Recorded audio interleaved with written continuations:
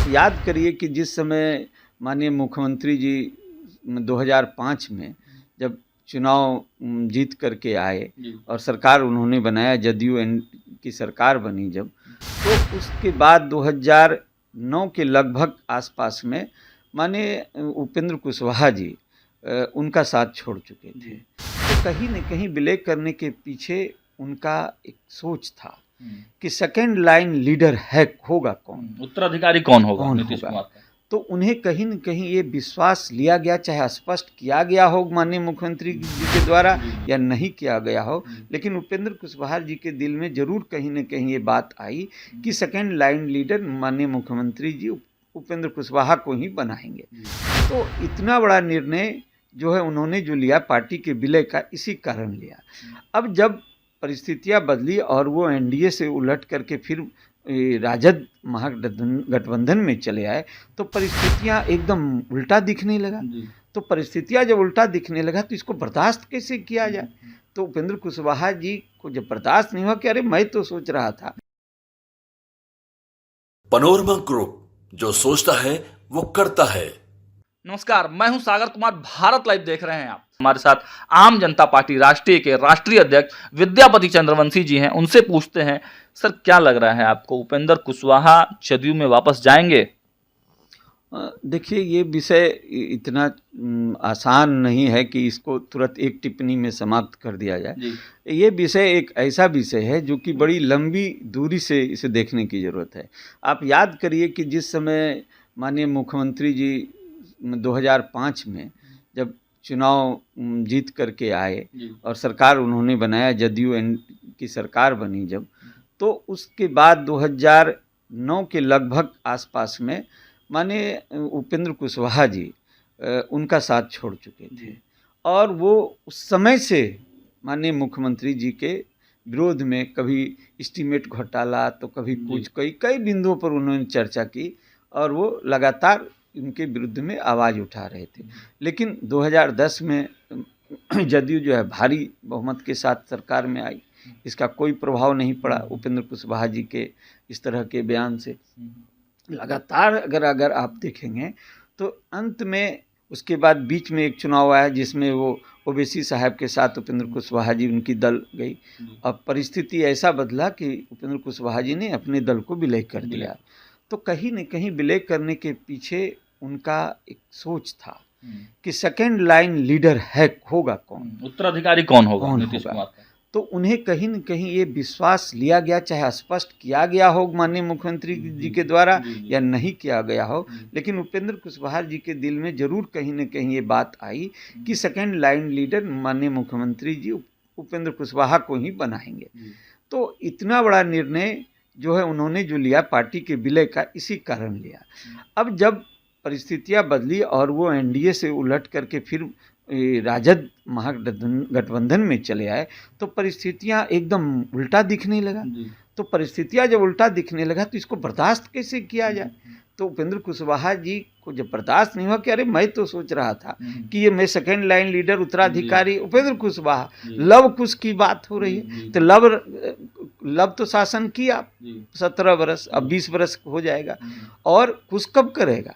तो उन्हें ये भरोसा था कि उपेंद्र कुशवाहा को निश्चित उत्तराधिकारी बनाया जाएगा।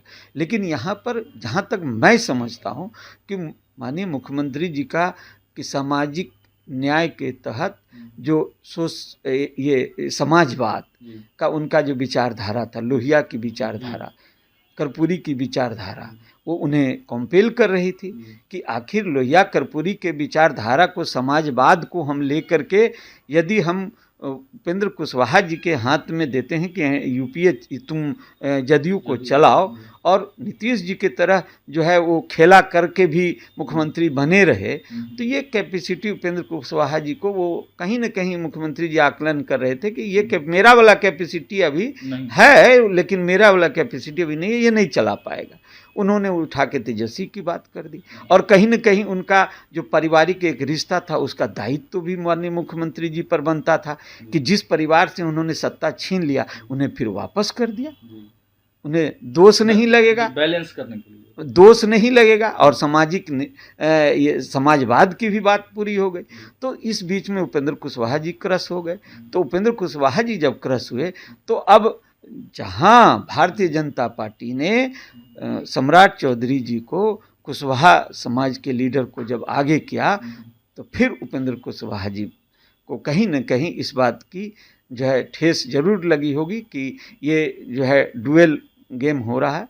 इसलिए मेरा ये कहना है कि यहाँ पर ये मजबूरी है, यहाँ पर एक मजबूरी है कि उपेंद्र कुशवाहा जी को के अपने अस्तित्व को बचाने के लिए, इस पॉलिटिकल कैरियर को बचाने के लिए अब उनके पास एक नीतीश जी ही रास्ता बचते हैं। क्योंकि भारतीय जनता पार्टी जो है कहीं न कहीं जो है अब सम्राट चौधरी को ला करके उन्हें टच कर दी है। और वहाँ भी विलय की बात हो रही है, भारतीय जनता पार्टी में भी इनके विलय वहाँ तो अभी दल ही इनका नहीं रजिस्टर्ड नहीं हुआ है। इसलिए दूसरा ये कि जब अब माननीय मुख्यमंत्री जी के सामने भी एक जरूर कहीं न कहीं प्रस्ताव आया होगा कि लव कुश का क्या होगा। तो लव तो आप हैं, कुश एगो चाहिए ना, कौन है कुश? तो कहीं न कहीं उनकी भी जो है कि आवश्यकता है उपेंद्र कुशवाहा। तो उस आवश्यकता को अब माननीय मुख्यमंत्री जी का विषय है, ये वो कैसे पूरा करते हैं या समाजवाद की तरफ जाते हुए वो जो है अपने जो पुराने भाई समान मित्र को अगर वो सत्ता उनके बच्चों को सौंपते हैं तो ये तो उनका सोच होगा। और जहाँ तक उपेंद्र कुशवाहा की बात है, वो तो सब चीज़ माननीय मुख्यमंत्री नीतीश जी के सोच पर निर्भर करेगा और उनकी ज़रूरत पर निर्भर करेगा कि क्या उन्हें कुछ की आवश्यकता है या नहीं। दोनों लोगों को एक दूसरे की जरूरत कुछ की आवश्यकता अगर उन्हें होगी तो निश्चित उपेंद्र कुशवाहा को लाएंगे। लेकिन इस बात की कोई गारंटी नहीं है कि उत्तराधिकारी वो उपेंद्र कुशवाहा नहीं, उपेंद्र कुशवाहा को ही उत्तराधिकारी बनाएंगे, इसकी कोई गारंटी नहीं। चलिए अगले मुद्दे की तरफ चलते हैं। सर, बिहार में आपकी भी पॉलिटिकल पार्टी है और लगातार आप कैंपेन भी कर रहे हैं कि निदान यात्रा आपका बहुत चर्चा में है, लोगों के बीच में, पॉलिटिकल खेमे में भी बहुत चर्चाएं चल रही कि निदान यात्रा है क्या? देखिए, सवाल ये उठता है कि आज इस राज्य में अगर आप देखेंगे कि 36% अति पिछड़ा समाज है, जिसका आज जो ये अभी डेटा निकल के आया है सामने, वो भी कह रहा है कि 36% है। मैं तो कहता हूँ उससे ज़्यादा ही होगा। ये कहना है कि ये समाज जो है आज से नहीं, बहुत लंबी अवधि से, जिस समय बाबा भीमराव अंबेडकर साहब ने अनुसूचित जाति और जनजाति को राजनीतिक आरक्षण और कहा जाए कि सेवा में आरक्षण, जो सरकारी को राजनीतिक आरक्षण और कहा जाए कि सेवा में आरक्षण, जो सरकारी सेवा में आरक्षण, दोनों आरक्षण प्रदान किया। उस समय काल में भी जो ये वर्ग है जो पिछड़ों में अति पिछड़ा है, वो वर्ग को राजनीतिक आरक्षण मिलना चाहिए था, लेकिन वो नहीं मिला। आज जो है, आज ये परिस्थिति यहाँ पर सामने आ गई कि आज अगर हम देखेंगे तो राजनीतिक रूप से जो अति पिछड़ों की भागीदारी है वो बिल्कुल नगण्य है। चाहे आप बिहार राज्य के विधान परिषद या आप बिहार से केंद्र में लोकसभा और राज्यसभा में भी अगर आप देखेंगे तो यहाँ से अति पिछड़ों की संख्या कितनी है और कितनी भागीदारी है, ये आपको स्पष्ट बताएगा देखने से, आंकड़ा देखने से, कि ये भागीदारी उनको सुनिश्चित नहीं हुई है। तो उस समाज जो आज पिछड़ा हुआ है उसको आज उठाने के लिए हम लोगों ने कहा कि इसका जो है निदान क्या है। इसका एक ही निदान है कि निदान यात्रा इसलिए हमने बनाया कि माननीय मुख्यमंत्री जी समाधान यात्रा बनाए, हमने निदान यात्रा किया। तो निदान ही किसी समस्या का समाधान है। इसलिए निदान यात्रा अभी देखिए 30 नवंबर 2023 को ये काराकाट लोकसभा में मेरा निदान यात्रा का बड़ा सभा होने वाला है, जिसमें हजारों की संख्या में लोग आएंगे। इसलिए उसके बाद फिर नवादा है, फिर और कई जिलों में जो बचा हुआ है, करते हुए हम लोग इसको कर्पूरी जयंती के अवसर पर 24 जनवरी को ये निदान यात्रा का कार्यक्रम समाप्त हो जाएगा। अच्छा, तो लग रहा है कि इस निदान यात्रा से पॉलिटिकल खेमे में जो चर्चाएं चल रही हैं, लग रहा है आपको किससे कुछ फ़ायदा होगा? आपका झुकाव मतलब किस पार्टियों की तरफ ज़्यादा लग रहा है? एनडीए के तरफ आप जाएंगे या फिर महागठबंधन की तरफ आपको लगता है कि आने वाले चुनाव में? देखिए, जहाँ तक आम जनता पार्टी राष्ट्र की किसी गठबंधन में जाने का सवाल है, आपसे मैं बता दूं कई बार इस विषय पर हमारी बात एनडीए से भी हुई है और वरिष्ठ लोगों से बातें हुई है, लेकिन आपसे स्पष्ट कर दूं कि यह जो है हमारे अति पिछड़ा समाज से हम लोग आते हैं, इसके सम्मान जब तक नहीं मिलेगा, उसकी हिस्सेदारी हक उसको ऐसा लगे कि नहीं हमको जो मेरा अधिकार है वो ये देने के लिए तैयार हैं, तो हम उसमें जा सकते हैं उस गठबंधन में। लेकिन अगर इस तरह का कि इनकी भावना ये लगे कि नहीं ये सिर्फ हम लोग को वोट बैंक की तरह इस्तेमाल करते हैं करेंगे, तो आप ये जान लें कि हम लोग इस लोकसभा में 40 सीट पर हम लोग इसलिए तैयारी कर रहे हैं कि आने वाले समय में जो अति पिछड़ा पूरे बिहार में है, ऐसा नहीं है कि इस विधानसभा में है और इसमें नहीं है, हर विधानसभा में अति पिछड़ा है। और 36% जो सरकारी आंकड़ा है, अगर आप देखिएगा तो 36-37% में तो सरकार बनती है।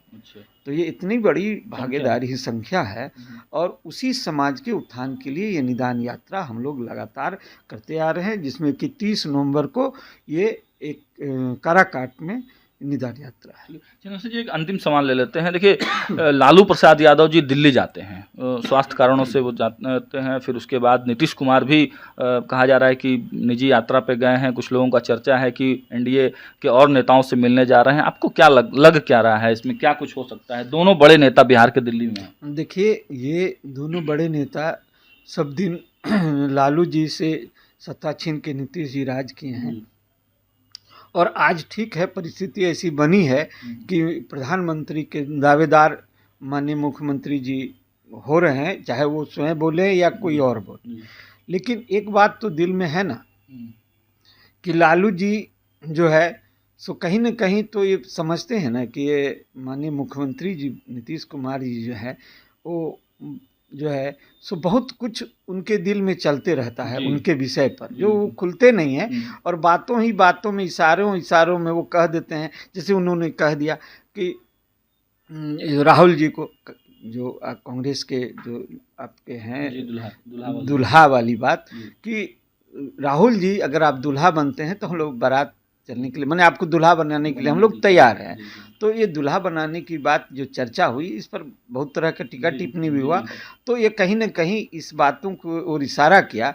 इसलिए दोनों के दिल में वो नहीं है। देखिए, विषय ये है, ये प्रीति वैसी है जैसे खीरा ने की, ऊपर से मुख मिले भीतर भागे तीन। ये प्रीति इसी तरह की है। ये आपसी अति लाभ लेने की प्रीति है और जहाँ तक लाभ देने की बात है वो मजबूरी में ही एक दूसरे को कोई लाभ देंगे। चलिए, तो देखिए, विद्यापति चंद्रवंशी ने स्पष्ट रूप से बता दिया है कि एक दूसरे से लाभ लेने के लिए, जनता की भलाई के लिए नहीं बल्कि एक दूसरे को लाभ देने और दिलाने के लिए ये भागीदारी बनी हुई है, नीतीश लालू की जोड़ी बनी हुई है। और एक बड़ी यात्रा की तैयारी विद्यापति चंद्रवंशी आम जनता पार्टी राष्ट्रीय के बैनर तले कर रहे हैं। निदान यात्रा, इनका मानना है कि निदान जो है अति पिछड़ा समाज के निदान से ही बिहार का समाधान हो सकता है। और बिहार के समाधान की जो बड़ी बड़ी बातें नीतीश कुमार जी कर रहे हैं, असली में जब चुनाव आएगा और जब ये लोग टिकट बांटेंगे तब पता चल जाएगा, तब दूध का दूध पानी का पानी हो जाएगा कि सही मायने में अति पिछड़ों के सम्मान की बात कौन कर रहा है। और विद्यापति जी ने यह भी कह दिया है कि हम उसी गठबंधन के साथ जाएंगे जिसका दिल अति पिछड़ा समाज के लिए धड़कता हो, जो सही मायने में केवल चुनावी मुद्दे को लेकर नहीं बल्कि सही मायनों में अति पिछड़े के लिए काम करने के लिए वो बाध्य हो, अति पिछड़ा का काम करे, अति पिछड़ा के सम्मान की बात करे, उसी दल के साथ इनका गठबंधन होगा। फिलहाल अपडेट्स के लिए जुड़े रहें भारत लाइव के साथ। बहुत बहुत धन्यवाद। पनोरमा ग्रुप, जो सोचता है वो करता है। अगर ये वीडियो पसंद आई और वह बिहार के राजनीति और बिहारियत से सरोकार रखेनी तो सब्सक्राइब बटन दबा के चैनल के सब्सक्राइब कर ली। ओजे एगो घंटी बा, ओकरा बटन दबा देला से कुल सटीक और मारक खबर रुआ मुफ्त में मिल जाई। अगर रुआ पत्रकारिता के हमनी के नया प्रयोग में सहयोग कर चाहतानी तो ज्वाइन बटन दबा दी।